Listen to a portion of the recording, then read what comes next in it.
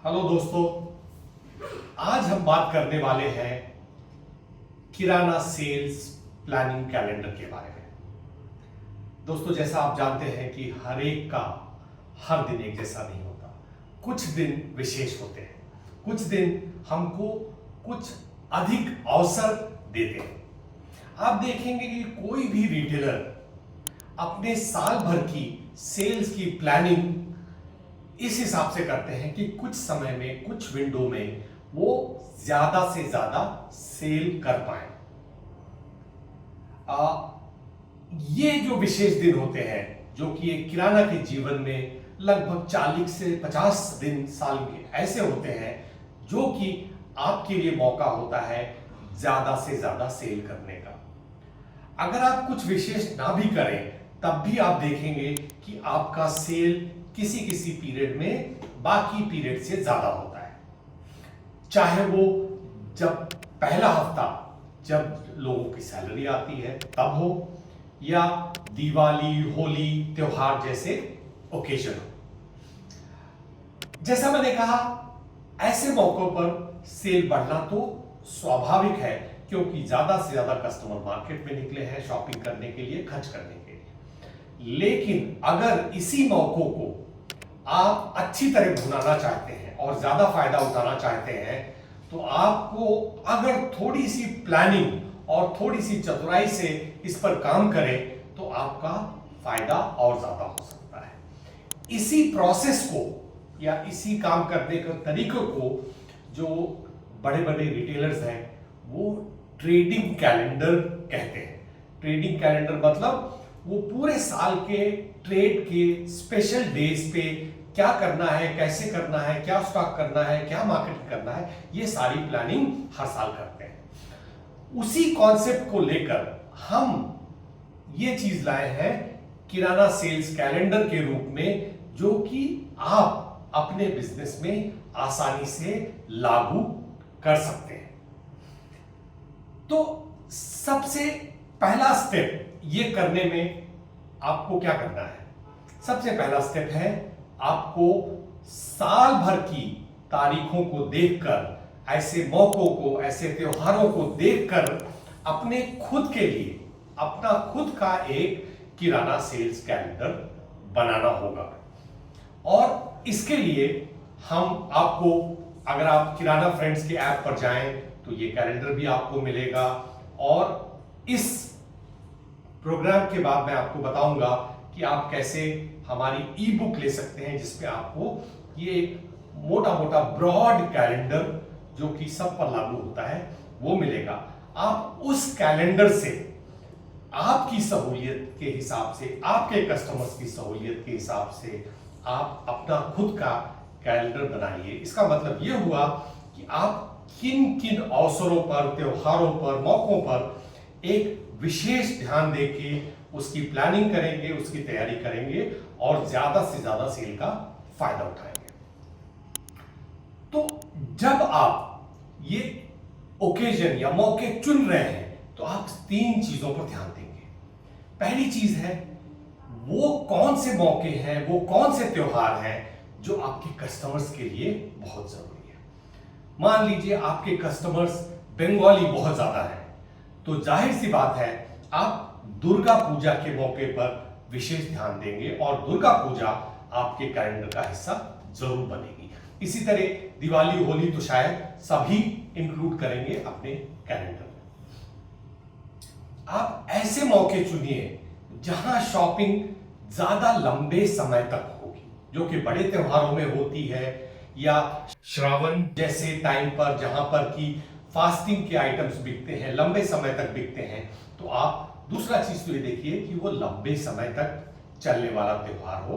हालांकि आप छोटे समय का चुन सकते हैं, लेकिन प्रायोरिटी, सबसे पहली प्राथमिकता आपकी होगी इंपॉर्टेंट और लंबे समय तक चलने वाले त्योहारों की। साथ ही साथ तीसरा चीज आपको ये ध्यान देना है, आप जिस बिजनेस पे हैं आपकी विशेषता क्या है।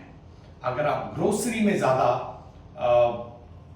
स्पेशलाइज करते हैं, वो आपकी विशेषता है, तो ऐसे त्योहारों पर ध्यान देंगे जहां पर ग्रोसरी ज्यादा बिकती है। या आप एफएमसीजी पे ज्यादा फोकस है, तो शायद आप वैलेंटाइंस डे पे ज्यादा चॉकलेट बेचना भी पसंद करेंगे। तो त्योहारों में चुनाव आपके कस्टमर, आपकी विशेषता और कितने दिन त्योहार की शॉपिंग चलने वाली है इसके हिसाब से होगा। एक बार ये स्टेप पूरा कर लिया, आपने कैलेंडर बना लिया, उसकी फर्दर डिटेल प्लानिंग करनी पड़ेगी। आप किसी भी त्योहार की प्लानिंग लीजिए, एक एक त्योहार की प्लानिंग करिए। मान लीजिए दिवाली का त्योहार, उसके लिए सबसे पहले क्या करेंगे, आप ये लिस्ट बनाएंगे कि दिवाली के अवसर पर क्या क्या आइटम्स ज्यादा बिकते हैं। उसके अंदर दिवाली में लोग मिठाइयां बनाते हैं, आपके घी, मैदा, शक्कर, ड्राई फ्रूट्स, हर तरह की चीजें जो है इस तरह की ज्यादा बिकती हैं। तो वो आइटम्स की लिस्ट बनाइए जो उस मौके पर ज्यादा बिकने वाली है, ताकि आप उसको स्टॉक में रख सकें और ज्यादा से ज्यादा डिस्प्ले करके बेच सकें। आपको हम ये लिस्ट में भी मदद करते हैं, जो आपको हमारे ऐप में भी मिलेगा और हमारी ई बुक में भी आपको मिल जाएगा। मोस्ट सेलिंग आइटम की लिस्ट बनाने के बाद आपको अब चुनना है इनमें से कौन कौन से आइटम है जिस पर आप प्रमोशन करेंगे। इसका मतलब है कोई विशेष ऑफर देंगे जिसकी वजह से ग्राहक आपके पास आएंगे, आपके पास शॉपिंग करेंगे, ज्यादा शॉपिंग करें, उस पर उनको कुछ विशेष फायदा या ऑफर मिलना चाहिए। तो आप किस प्रोडक्ट्स पे आपको ऑफर करना है वो तो आप फिर 3 स्टेप में डिसाइड करिए। पहला, ऐसे प्रोडक्ट्स चुनिए जिसके मार्जिन ज्यादा हो। कोई ऐसा प्रोडक्ट मत चुनिए कि इसका मार्जिन बहुत कम हो, जिसपे आप किसी तरह का लुभावना ऑफर नहीं दे पाएंगे, क्योंकि कंपनी भी आपको ऑफर नहीं दे रही है। तो मार्जिन को पहले देखिए, जिसके मार्जिन के अंदर से ही आपको ऑफर देना है। उसके अलावा ऐसे प्रोडक्ट्स चुनिए जिनका वॉल्यूम जो ज्यादा बिकते हैं। अगर दिन में 50 पैकेट बिकता है तो शायद वो प्रोडक्ट आपके प्रमोशन के लिए ज्यादा सही है, और लेकिन आपका इरादा यह होना चाहिए कि वो 50 के बदले मैं उसको 100 या 150 बेच सकूं। तभी आपका ऑफर देने का और प्रमोशन करने का मकसद पूरा होता है। जब आपने प्रमोशन के लिए प्रोडक्ट का चुनाव कर लिया, अब आपको यह डिसाइड करना है कि उस पर ऑफर क्या देना है। ऑफर देने के कई तरीके हैं, या आप उस पर डिस्काउंट दे सकते हैं। 100 रुपए एमआरपी की चीज को आप 95 रुपए में बेच सकते हैं, वो एक तरीका हुआ। दूसरा है बंडल्स, जो कि कई प्रोडक्ट जो लोग आमतौर पे साथ में खरीदते हैं उसको साथ में मिलाकर उसकी वैल्यू बढ़ाकर उसके ऊपर कुछ प्राइस का ऑफर दे सकते हैं। या किसी बड़े प्रोडक्ट पर एक छोटा प्रोडक्ट फ्री दे सकते हैं।